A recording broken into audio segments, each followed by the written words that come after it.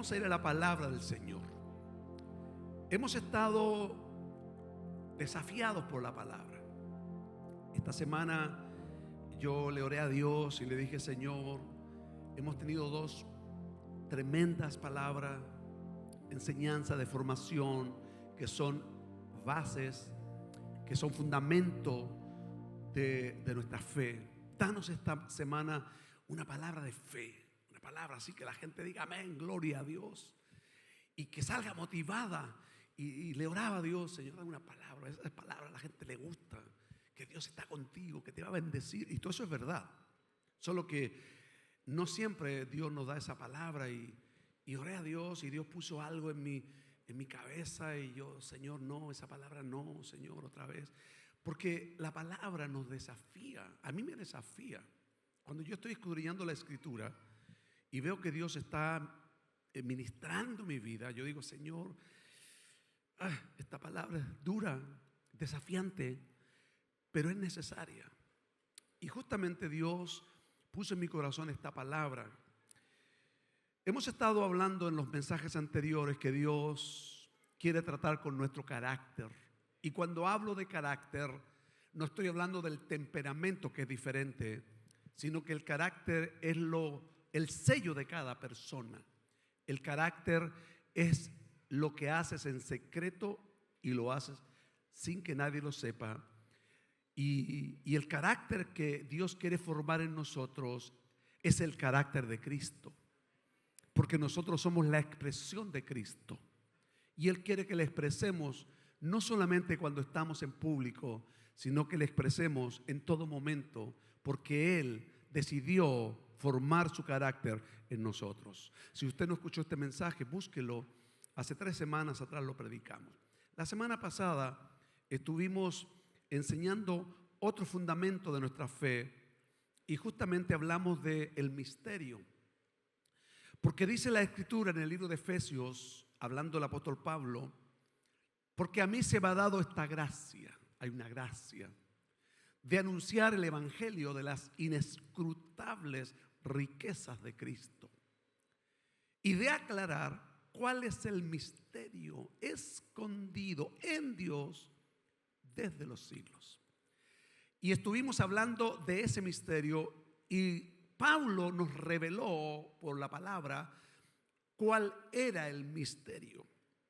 Y ese misterio escondido era que Dios decide vivir en una casa, y que esa casa no es un templo hecho de material humano, no es un edificio creado y construido por los hombres, sino que la verdadera casa que Dios decide habitar es el corazón de cada ser humano. Nosotros somos casa de Dios. Diga conmigo: yo soy una casa de Dios. Somos el templo santo de Dios. Y Dios decide hacerse uno con el hombre. Ese es el misterio que estaba escondido en Dios desde la eternidad. Por eso Dios creó el cielo y la tierra, y por eso Dios creó al hombre y a la mujer, porque Dios decide habitar en el corazón del hombre y hacerse uno con el hombre. Dios dentro del hombre, el hombre dentro de Dios. Ese es el gran misterio. ¿Por qué Dios prepara nuestro carácter y por qué Dios nos revela el misterio? ¿Cuál es al final de la historia o al final del día el mensaje que Dios quiere darnos? Es que Dios quiere levantar una voz en cada generación. Nosotros hoy somos bombardeados en esta generación por muchas voces que confunden a la gente, voces que hablan de cosas que realmente son eco, porque una gran diferencia es entre ser una voz y otra cosa es ser un eco. No sé si alguna vez usted ha tenido la experiencia de ir a un lugar donde hay eco. Yo he tenido la experiencia. Tú te paras arriba de un monte y tú dices eco, y se escucha a lo lejos eco, eco, eco, eco. Es la repetición de mi voz. Hoy vivimos con mucha gente siendo eco. No tienen voz propia. No entienden lo que hablan. Son la repetición. Las redes sociales están llenas de ecos. que son cosas no confiables, son doctrinas falsas, noticias falsas, que la gente se confunde, no tiene cómo creer, cómo puedo hacer, porque la gente hoy vive confundida. Y no solo eso, sino que además la confusión lo hace repetir lo que escuchó y se vuelve en otro eco. Pero Dios quiere levantar no un eco, quiere levantar una voz. Y vamos a descubrir hoy cuál es la diferencia entre ser una voz y ser un eco. Hoy vivimos en un tiempo parecido a la época del final del Antiguo Testamento. El último profeta que Dios levantó para que fuera una voz en la tierra fue el profeta Malaquías. Y de ahí en adelante Dios guardó silencio, no levantó otra voz. Pasaron 400 años. ¿Cuántos años? 400 años. 10 generaciones. Cada generación se compone de 40 años. 10 generaciones donde no había una voz de Dios sobre la tierra. ¿Qué había? Había un eco. Porque los religiosos se levantaron repitiendo lo que otros profetas profetizaron. Y entonces repetían otra vez e hicieron de esa repetición de lo que había Dios hablado en el pasado una serie de reglas, de costumbres y cosas que exigían al hombre, haciéndole creer que eso era lo que Dios estaba hablando en ese momento. Pero no era eso, era solo un eco. Y pasaron 400 años hasta que Dios decide levantar una voz. Y justamente esta voz comienza con un hombre llamado Juan el Bautista. Juan el Bautista es el primer hombre levantado por Dios para traer un mensaje después de 400 años. Y justamente de este ejemplo es que quiero hablar para sustraer el principio escritural que Dios quiere hablarnos en este día de hoy. Juan capítulo 1, versículo 19. Mira lo que dice la palabra. Este es el testimonio de Juan. Está hablando de Juan el Bautista, no Juan el apóstol. Cuando los judíos enviaron de Jerusalén sacerdotes y levitas para que le preguntasen: ¿tú quién eres? Confesó y no negó, sino confesó: yo no soy el Cristo. Y le preguntaron: ¿qué pues? ¿Eres tú Elías? Dijo: no soy. ¿Eres tú el profeta? Y respondió: no. Le dijeron: pues ¿quién eres? Para que demos respuesta a los que nos enviaron. ¿Qué dices de ti mismo? Versículo 23 dice: dijo: yo soy, ¿qué cosa? La voz que clama en el desierto. Él no dijo: bueno, yo soy el ungido de Dios, yo soy el enviado, yo soy el evangelista, yo soy el gran. No. Yo realmente no tiene sentido decir mi nombre. Yo soy solo una voz que clama en medio del desierto, diciendo: enderecen el camino del Señor, como dijo el profeta Isaías. Versículo 24. Y los que habían sido enviados eran de los fariseos, y le preguntaron y le dijeron: ¿por qué pues bautizas si tú no eres el Cristo, ni Elías, ni el profeta? Juan les respondió diciendo: yo bautizo con agua, mas en medio de vosotros está uno a quien vosotros no conocéis. Este es el que viene después de mí, el que es antes de mí, del cual yo no soy digno de desatar la correa del calzado. Estas cosas sucedieron en Betabara, esas cosas en Betabara, al otro lado del Jordán, donde Juan estaba bautizando. El siguiente día vio Juan a Jesús que venía a él y dijo: he aquí el Cordero de Dios que quita el pecado del mundo. Este es aquel de quien yo les dije, después de mí viene un varón, el cual es antes de mí, porque era yo primero, porque era primero que yo. Y yo no le conocía. Diga, yo no le conocía. Mas para que fuese manifestado a Israel, por esto vine, yo bautizando con agua. También dijo Juan, también dio Juan testimonio diciendo: vi al Espíritu que descendía del cielo como paloma y permaneció sobre él, y yo no le conocía, pero él me envió a bautizar con agua.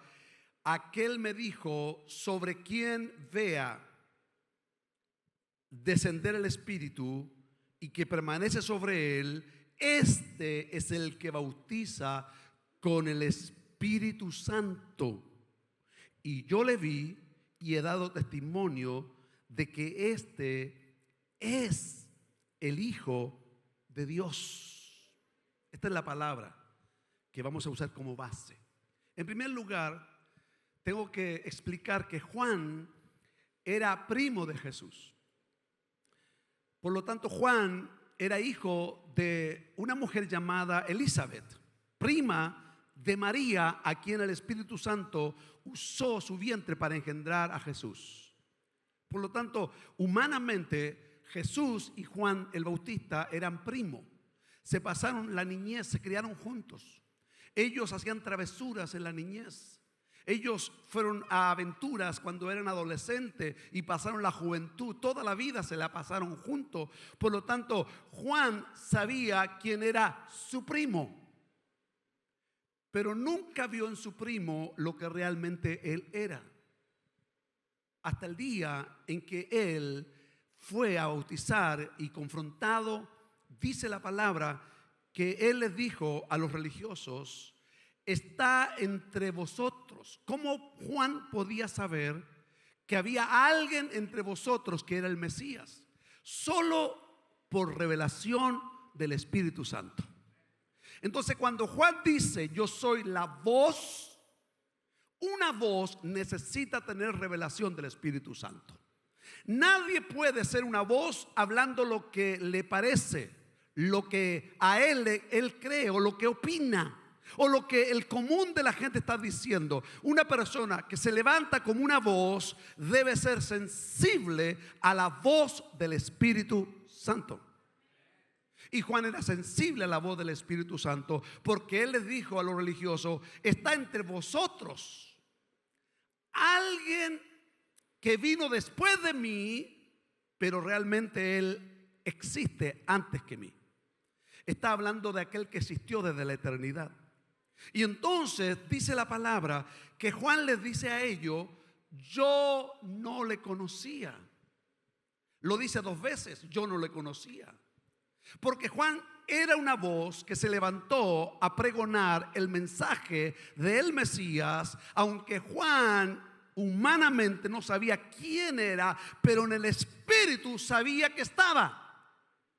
Hasta el día en que vio descender a las aguas del Jordán a Jesús, Juan mira a Jesús y por un segundo no ve a su primo, no ve la familiaridad, no ve a ese hombre que se crió con él cuando era niño, adolescente y joven. Él ve por revelación y lo proclama como la voz de Dios para esa generación.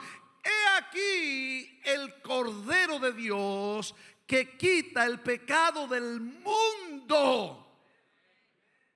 Y él dijo: el que viene yo no soy digno ni siquiera de tocar los cordones de sus calzados. ¿Sabe quién era el que tocaba el cordón de los calzados? Era el esclavo más bajo de la casa, que se tenía que humillar cuando llegaba el señor, el amo, y dice que se humillaba a tal manera que le desataba los calzados para luego lavarle los pies. Ese esclavo, el más bajo de todo, Juan dice: yo no alcanzo ni siquiera a ser ese esclavo, porque el que viene es demasiado grande.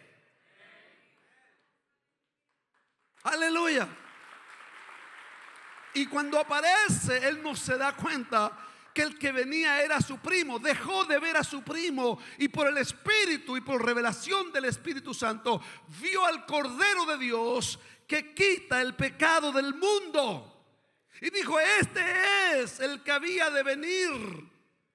Y dice Juan: yo no le conocía, porque yo solo bautizaba con agua, pero vi descender el Espíritu Santo. ¿Cómo se puede ver al Espíritu Santo?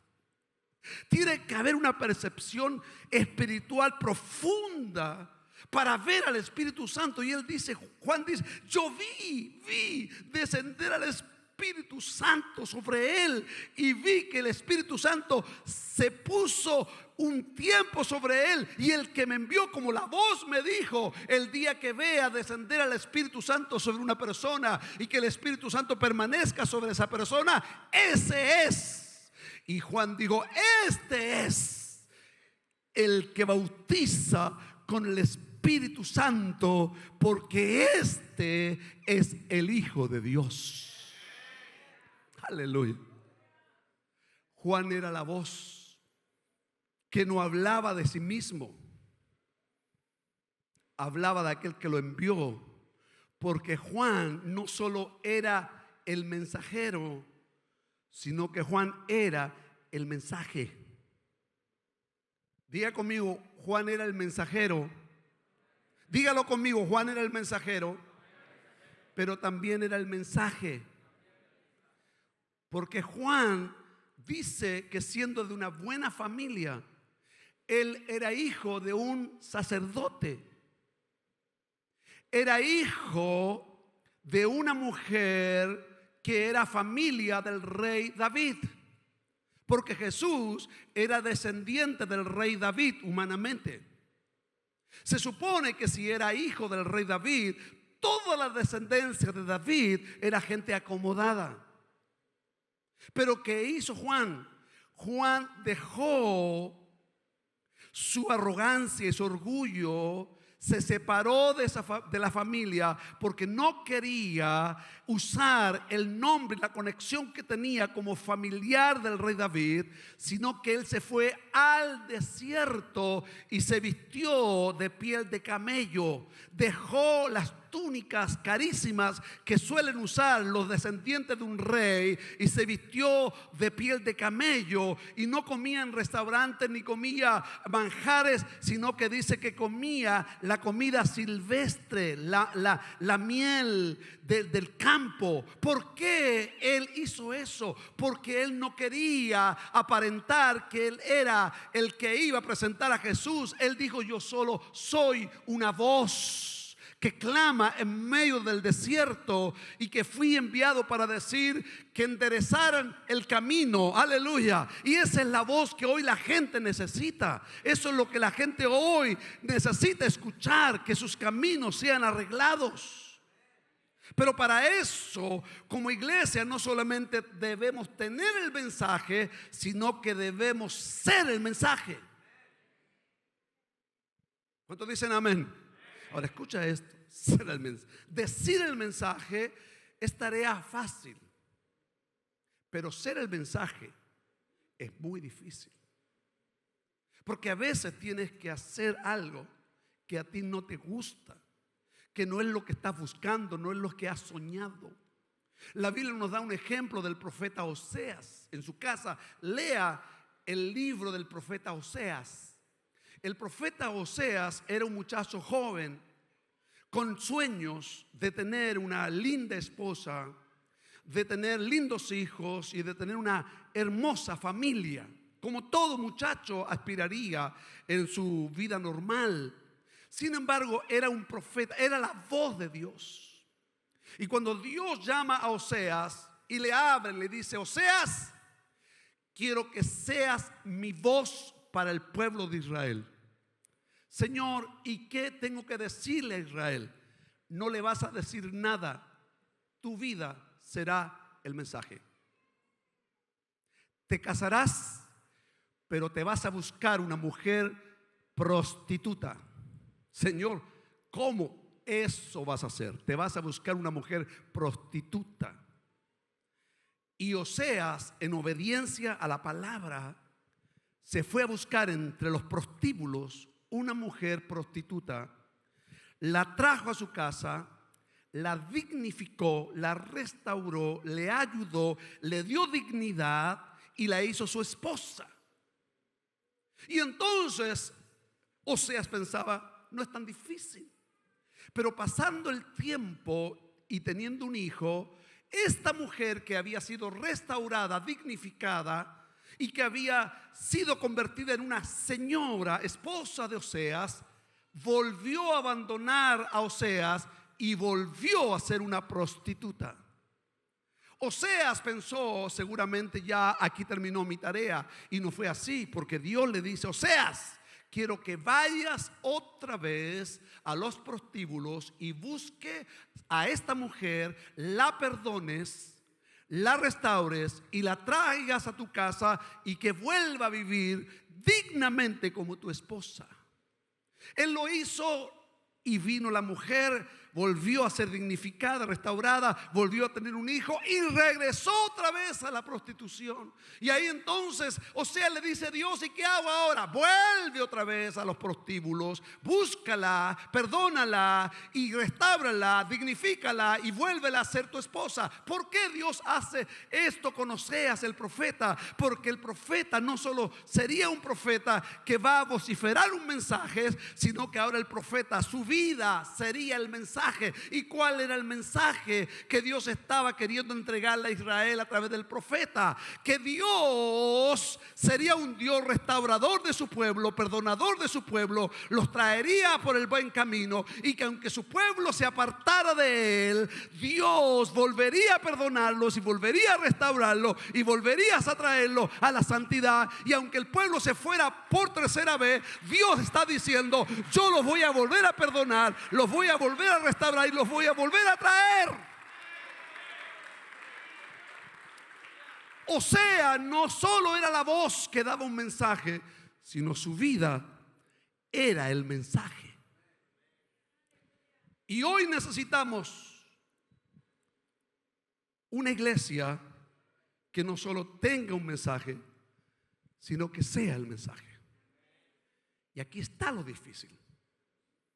¿Cómo vamos a hacer el mensaje? Porque decir el mensaje es fácil, pero si nosotros no somos el mensaje, nos convertiremos en un eco. Y Dios no está levantando un eco, Dios está levantando una voz. ¿Cuántos dicen amén? Las escrituras nos enseñan claramente que nosotros somos la luz del mundo. Jesús dijo a sus discípulos y nos dice a todos nosotros: vosotros sois la luz del mundo. ¿Cuántos pueden decir amén a eso? Eso lo dice Mateo capítulo 5 versículo 14. Miren lo que dice Mateo 5, 14. Ustedes son la luz del mundo. Como una ciudad que está en lo alto de una colina y no se puede esconder. O sea, ustedes están en la vista de todos, porque son como una ciudad que está en lo alto de una colina y toda la gente los está mirando. Ustedes son la luz del mundo. No son la luz de dentro del templo. No son la luz en una ciudad, son la luz del mundo. Ahora, ¿qué quiere decir la luz del mundo? Estuvimos enseñando hace unas semanas atrás que la Biblia dice: lámpara es a mi pies tu palabra y lumbrera a mi camino. En otra expresión, la luz significa la palabra. Y si nosotros parafraseamos este texto de Mateo 5:14, podríamos decir: ustedes son la palabra del mundo. Ustedes son la voz del mundo. Así como una ciudad está en lo alto de una colina y no se puede esconder, ustedes también están así. La gente los va a ver. Es posible que la iglesia esté encendida y la gente vea la luz, pero es posible que la iglesia esté apagada y la gente verá cómo la misma iglesia está también apagada. Nos verá siendo luz o nos verá siendo apagados. Pero en este día de hoy, Dios no tiene la intención de acusarnos. Dios quiere despertarnos para que nos convirtamos en una voz, en una luz, en medio de una sociedad y una generación que está escuchando voces que no son la voz de Dios, que los está confundiendo, que le está llevando hacia la muerte y está haciendo de que ellos no entiendan los propósitos eternos que estaban escondidos en Dios. Aleluya. La gente no solo necesita escuchar palabras, sino necesita recibir el espíritu de la palabra. Porque usted tiene una Biblia. ¿Cuántos tienen una Biblia? Lo que está en ese libro es una palabra llamada el logo de Dios. Es la palabra escrita. Pero eso que está escrito tiene un espíritu, tiene una intención. Déjeme darle un ejemplo. Ese libro que usted tiene y que yo tengo, que se llama la Biblia, nos dice que Dios trabajó 6 días y el 7º día descansó. Y de eso se toman los religiosos. Hay que trabajar 6 días y el 7º hay que descansar. Por eso hacen del día de descanso una exigencia de una ley que está escrita.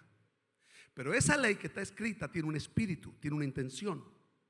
¿Cuál es la intención y el espíritu de esa ley? Es mostrarnos que el verdadero descanso no está en dejar de trabajar un día a la semana, sino que el verdadero descanso está en Cristo.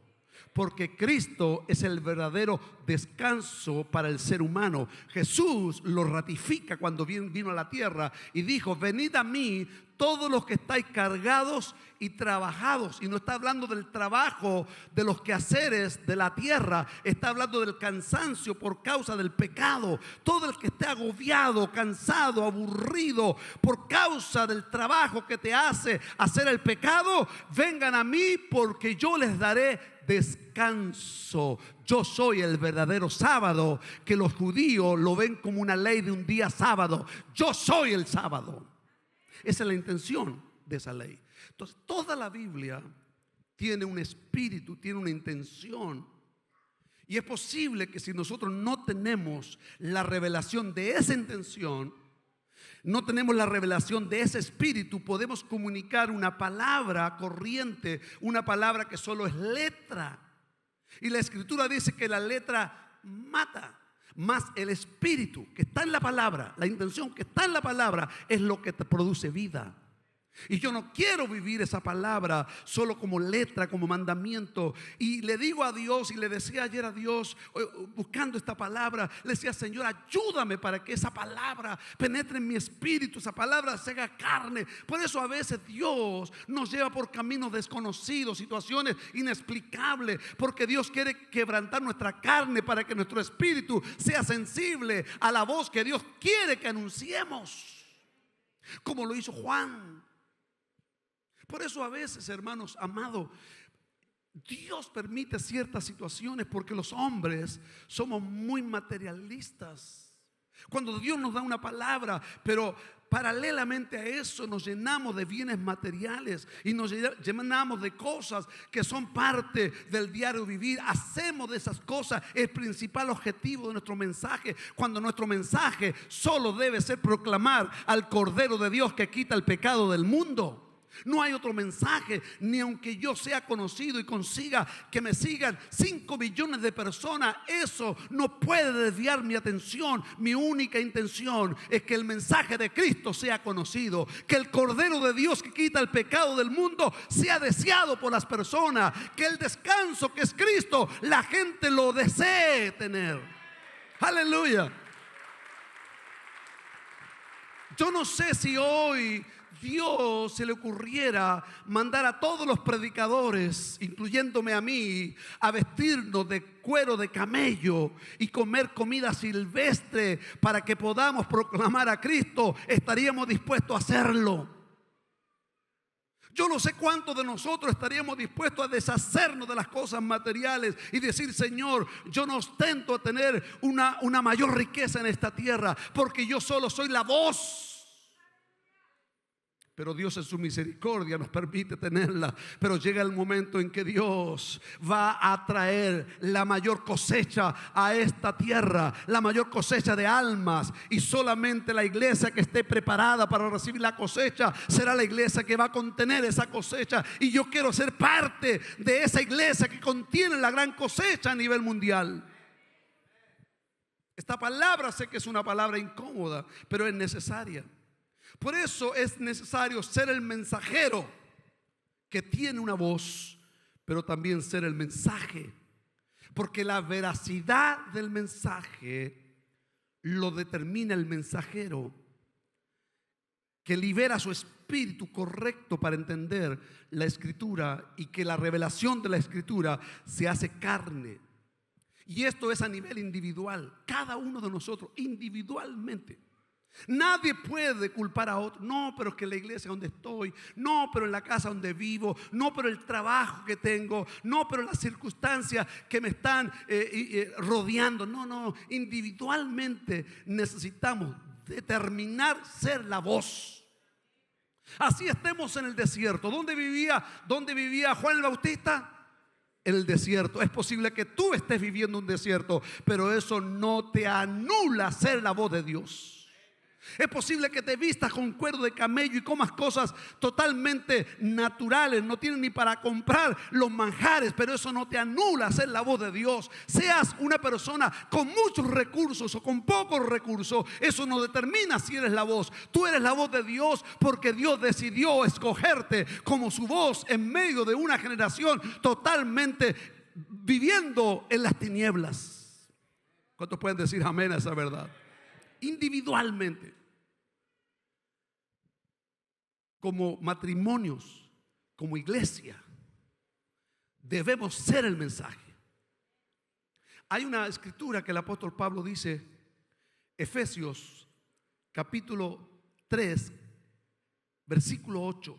Dice Pablo, Efesios 3:8: a mí, que soy menos que el más pequeño de todos los santos, me fue dada esta gracia de anunciar entre los gentiles el evangelio de las inescrutables riquezas de Cristo y de aclarar a todos cuál sea la dispensación del misterio, diga conmigo misterio, escondido desde los siglos en Dios que creó todas las cosas. Pablo está diciendo: yo voy a aclarar un misterio.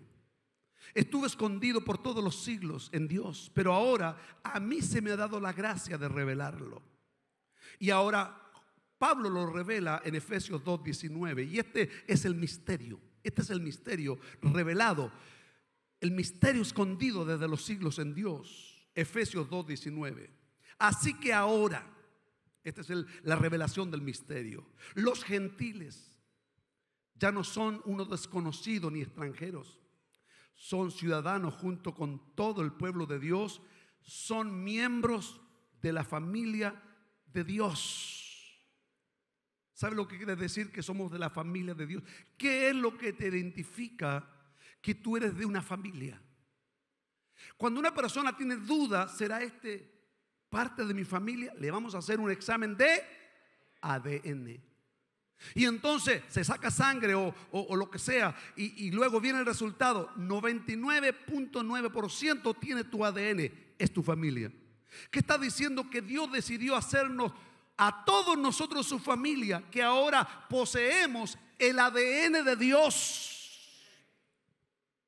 Tú tienes terrenalmente tu cuerpo, el ADN de tu padre, pero espiritualmente tú tienes el ADN de Dios.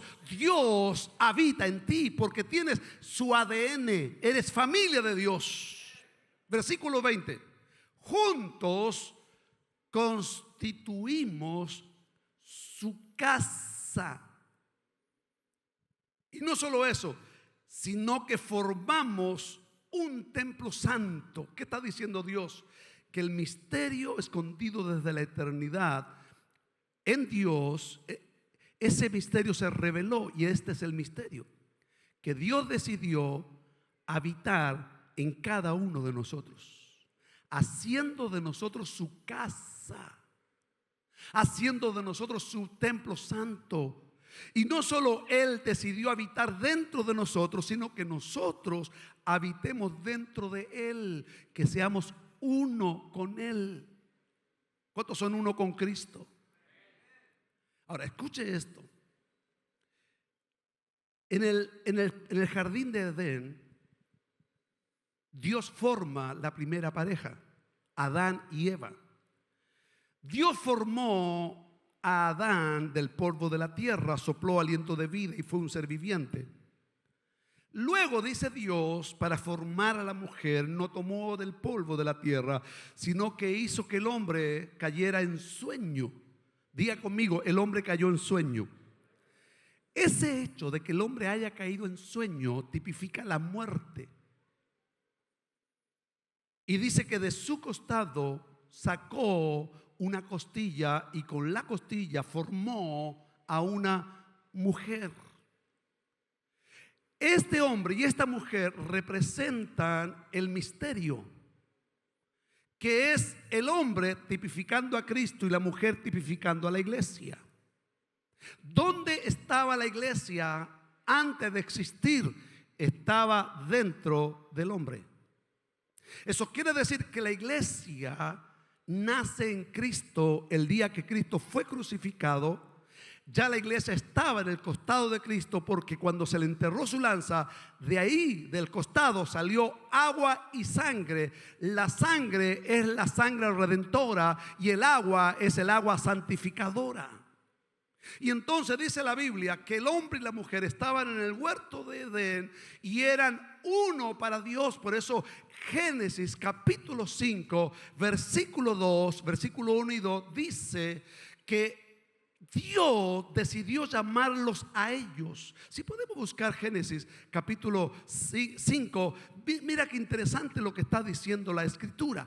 Génesis capítulo 5, voy a leer verso 1 y verso 2 para que usted entienda que ya en el huerto de Edén estaba revelado el misterio de cómo Dios iba. Dice, este es el relato escrito de los descendientes de Adán.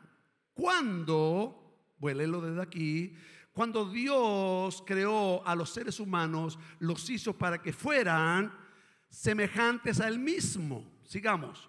Los creó hombre y mujer.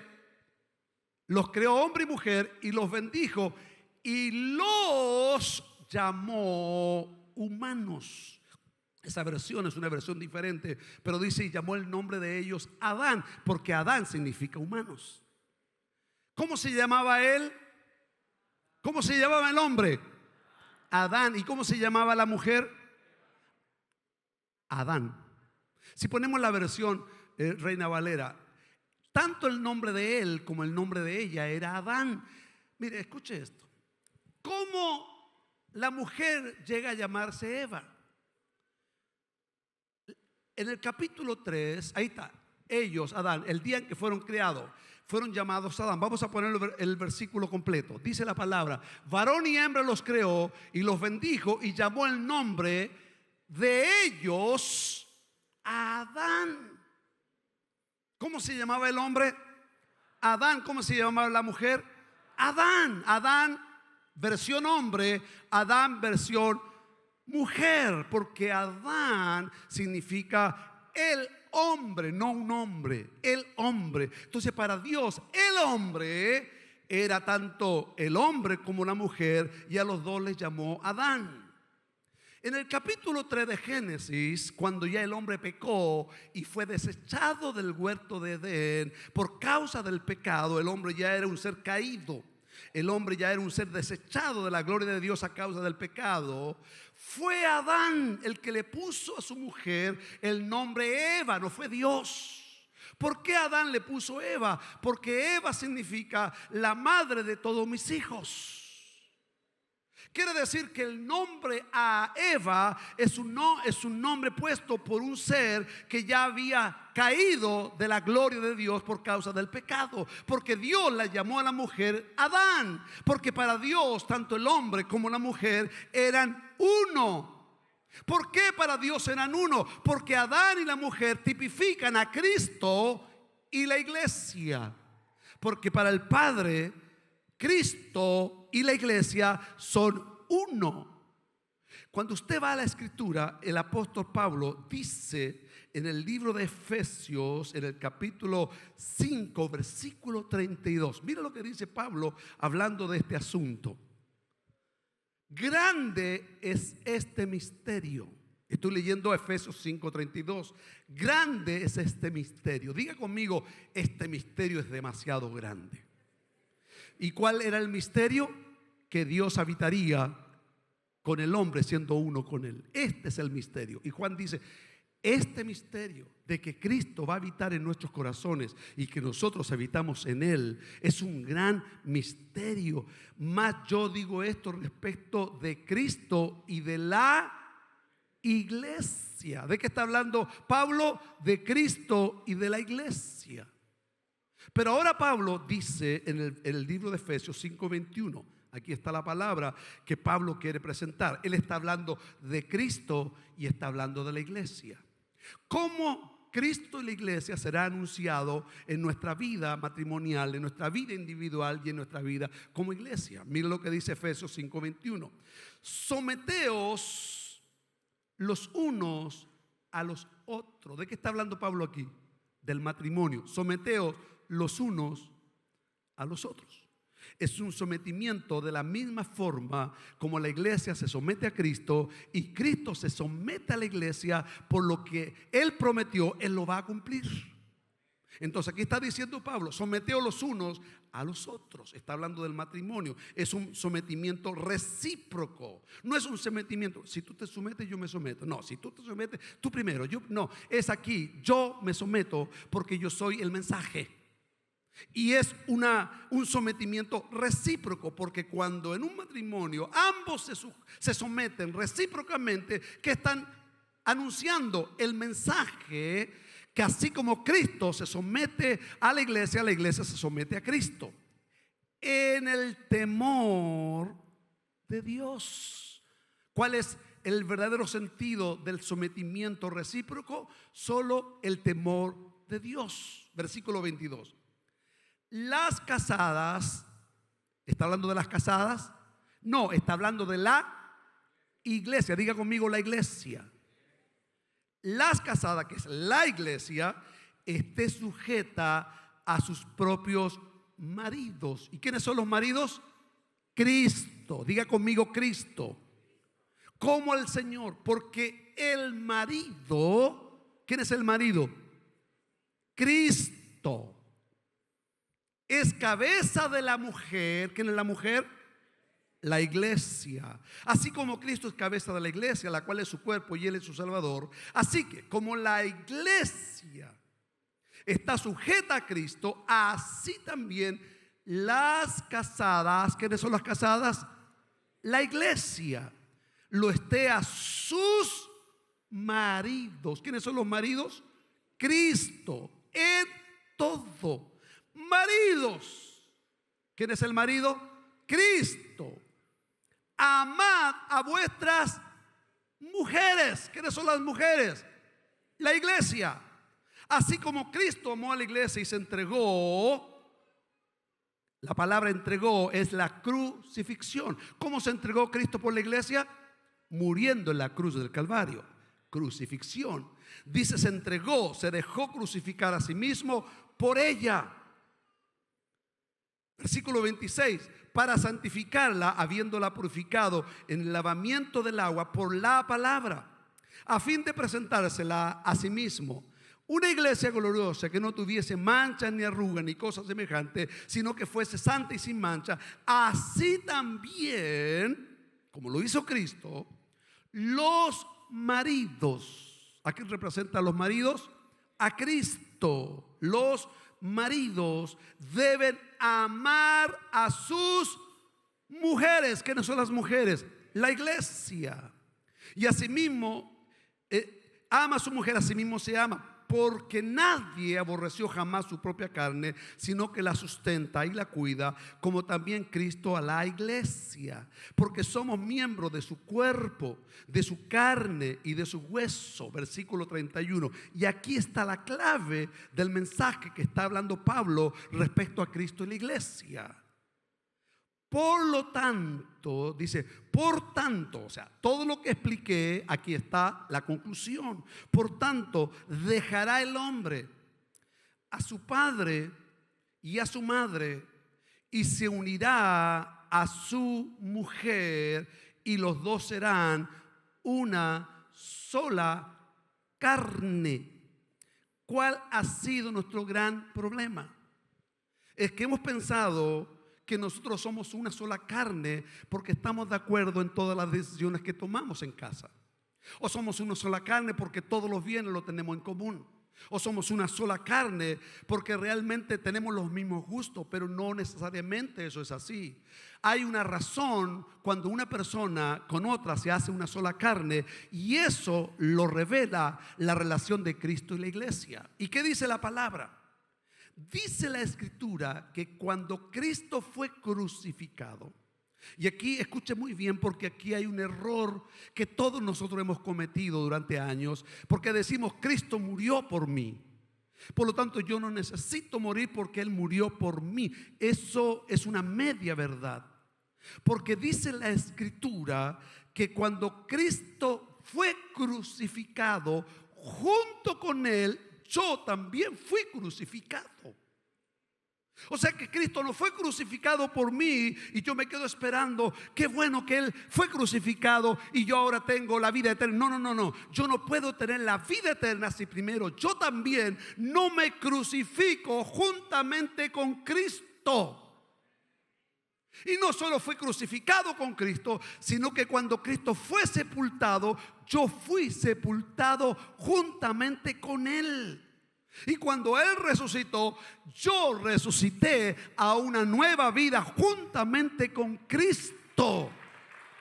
Mira lo que dice la palabra, Gálatas capítulo 2 versículo 20. Escuche esto, Gálatas 2:20 dice: con Cristo estoy juntamente crucificado. Y ya no vivo yo, mas vive Cristo en mí. Amado hermano, Cristo no solo fue crucificado por usted, sino que también lo crucificó con Él en la cruz. Porque si usted y yo no somos crucificados con Cristo, nunca seremos uno con Él. Y no solo eso, Romanos 6:4 dice, porque somos... Romanos 6:4 dice, porque somos sepultados juntamente con Él con la muerte por el bautismo, a fin de que como Cristo resucitó de los muertos para la gloria del Padre, así también nosotros andemos en vida nueva. ¿Y cuál es la vida nueva? Que ahora ya no vivo yo, Cristo vive en mí, Cristo vive en ti, Cristo vive en nosotros. ¿Cuántos dicen amén?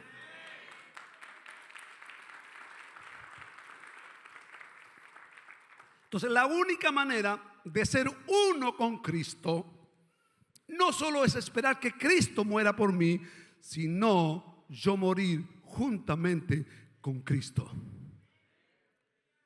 Para que nuestra vida individual se haga uno con Él, yo tengo que morir juntamente con Cristo.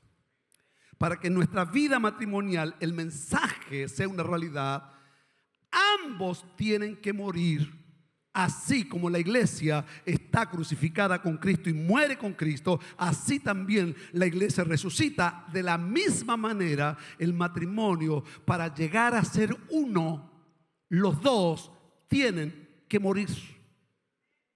Y no es una vez, es todos los días. Usted no está crucificado con Cristo una vez que entregó su vida al Señor. Usted se crucifica todos los días, porque el día en que usted no se crucifica, ese día se separa de Cristo.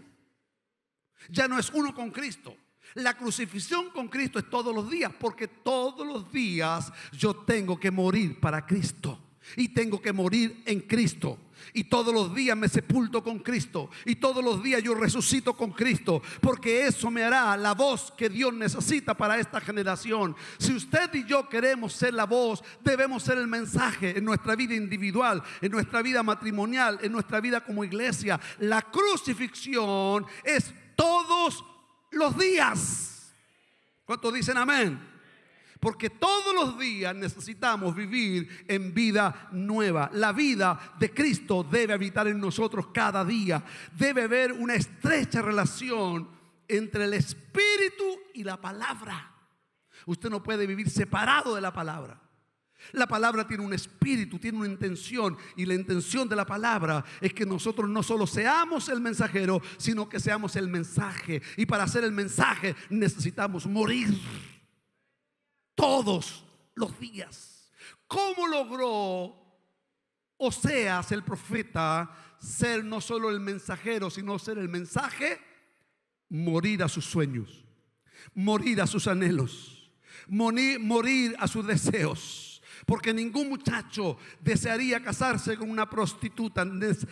Necesariamente en aquel entonces era más fuerte todavía. Todos querían casarse con una doncella, con una mujer virgen. Pero Dios le dice a Oseas: para hacer el mensaje tendrás que morir a tus deseos, a tus sueños, a tus anhelos. Porque si tú mueres a tus anhelos y deseos, entonces serás el mensaje que yo quiero traer a una nación. Y hoy no es diferente. La iglesia necesita vivir el mensaje muriendo con Cristo, siendo crucificado, siendo sepultado y siendo resucitado a una novedad de vida cada día. Aleluya. Si somos la voz de Dios para esta generación, Cristo debe ser nuestro mensaje. Cristo debe ser en nosotros este mensaje. Quiero decirte algo y quiero concluir con esto. En la época de Jesús era perseguido por grandes multitudes. Y dice la palabra que yendo Jesús a la casa de Jairo, un principal que lo había convocado porque tenía un problema, la multitud se agolpaba, la multitud lo apretaba, no había espacio para acercarse a Jesús. Pero dice la palabra que una mujer vio a Jesús de forma diferente. Vio en Jesús una oportunidad. Esta mujer tenía un flujo de sangre que significaba una enfermedad de muerte y representa el pecado. Esta mujer vio que su enfermedad no tenía cura. Dice que había ido a muchos médicos. Quiere decir que era una mujer pudiente, porque para ir a un médico en aquel entonces había que tener mucha plata. Y dice que había ido a muchos médicos. Nada había aprovechado. Antes le iba peor. Pero un día escuchó que Jesús venía por su camino. Todos le apretaban a Jesús. Todos estaban, pero nadie sacaba nada de Jesús. Pero esta mujer dijo: si yo me acercara, porque ahí está mi esperanza, ahí está mi vida, ahí está mi limpieza, mi santidad, y tocara solamente el borde de su manto, yo sería sana. ¿Cómo tú estás viendo a Jesús hoy? ¿El Jesús de la historia? ¿El Jesús de las películas? Esta mujer vio a Jesús distinto. Y dice que aún en medio de todos los obstáculos, esta mujer se hizo camino en medio de hombres fuertes y logró tocar el manto de Jesús y fue sana. Y cuando Jesús sintió que salió virtud, salió vida, detuvo su caminar volteó hacia atrás, miró a todo el mundo y dijo: alguien me ha tocado. Los discípulos pensaron y se lo dijeron a Jesús: Jesús, ¿cómo tú dices alguien me ha tocado si hace rato que la gente viene apretándote, viene manoseándote, viene cerca de ti? ¿Cómo tú dices alguien me tocó? Jesús dijo: lo que pasa es que alguien me tocó diferente. Alguien me tocó con fe. Alguien me vio a mí no como un hombre, me vio como Dios. Alguien me tocó distinto. Alguien esperaba algo de mí y tocó con fe mi manto. Y la mujer, al verse descubierta, humillada, se acercó a Jesús y le dijo: Señor, yo te he tocado. ¿Sabe? Quiero decirte que para hacer el mensaje y el mensajero necesitamos ver a Jesús de una forma correcta, como el Hijo de Dios, como aquel que puede ayudarte en todas tus necesidades. Somos humanos que tenemos una cantidad de errores y Dios está aquí para decirte: no estoy para juzgar tu comportamiento, estoy aquí para cumplir el misterio revelado, para que te conviertas no solo en el mensajero del Evangelio, sino que tú seas el mensaje mismo del Evangelio. Y la única manera es ser uno con Él, es estar crucificado cada día. Diga conmigo: crucificado cada día. Dígalo otra vez: crucificado cada día, sepultado y resucitado cada día. Porque si tú dejas un día de hacerlo, como nos pasa a muchos, ese día es un día que creamos un montón de problemas. Dejamos de ser el mensaje. No se puede ser uno con Cristo si no morimos con Él, si no somos sepultados con Él y si no somos resucitados con Él. El Evangelio no se trata de mejorar tu conducta, no se trata de hacerte una persona con mejor moral. El Evangelio simplemente es permitir que Dios, a través de Cristo, more en tu interior, y que todo lo que tú seas ya no lo seas en la carne, sino que lo seas en la fe del Hijo de Dios, el cual te amó y se entregó a sí mismo por ti. Por eso quiero dar esta palabra que nos desafía a todos a hacer una voz. Y yo quiero, amados hermanos, que cuando la gente nos vea en la cima de la colina, no vea una iglesia apagada, sino que vea una iglesia que ilumina con la palabra, que ha experimentado, que ha vivido y que ha sido parte de su experiencia cada día. Que la gente diga: ese hombre, esa mujer tiene algo distinto, tiene algo diferente. Y tú le puedes decir: ya no vivo yo, Cristo ahora vive en mí. Y que eso se refleje en nuestra vida diaria, en nuestra vida como hijos, como padres, como esposos, como esposa, como empleados, como ciudadanos, como jefe en una empresa, como hijos de Dios, como ministros dentro de una congregación, como servidores dentro de una casa donde se está adorando a Dios. En todas las áreas que podamos impregnar donde quiera que estemos con este mensaje. Este tiene que ser nuestro gran desafío. Y vuelvo a decirte: esta palabra no te está apuntando con un dedo acusador, simplemente te está despertando y nos está despertando a todos para que seamos el mensajero y seamos el mensaje con la voz nítida de lo que Dios está haciendo en esta tierra y lo que Dios va a hacer, porque esa será la garantía que iremos al cielo a vivir por toda la eternidad con Cristo Jesús.